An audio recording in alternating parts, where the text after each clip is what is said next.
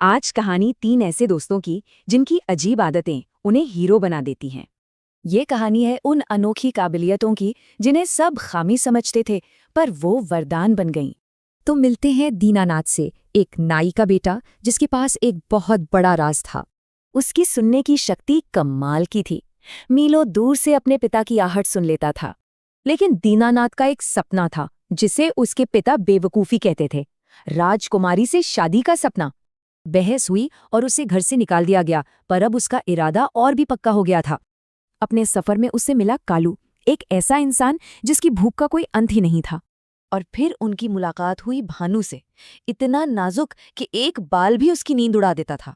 उन्हें समझ आया, साथ मिलकर उनकी ये काबिलियतें कमाल कर सकती हैं। तो उन्होंने शाही महल जाने का फैसला किया।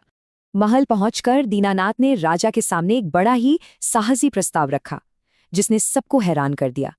राजा तो मान गया, पर शर्त बड़ी सख्त थी। जीते तो सब कुछ, हारे तो सिरकलम। राजा ने रखी 3 नामुमकिन चुनौतियां। हर चुनौती दोस्तों की काबिलियत का इम्तिहान थी। पहली चुनौती में कालू ने शाही रसोई का सारा खाना चट कर दिया। रसोइये बस देखते रह गए। अगली बारी भानु की। उसने 7 गद्दों के नीचे से एक बाल भी महसूस कर लिया। और अब बारी थी दीनानाथ की।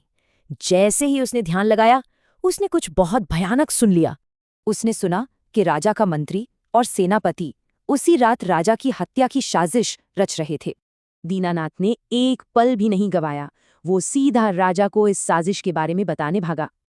उसी रात वो गद्दार राजा के कमरे में घुसे और बिस्तर पर तलवारों से हमला कर दिया। लेकिन राजा तो सुरक्षित था। दीनानाथ की वजह से साजिश नाकाम हुई और गद्दार पकड़े गए।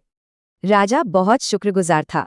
उसने दीनानाथ को हीरो और अपने सिंहासन का वारिस घोषित कर दिया।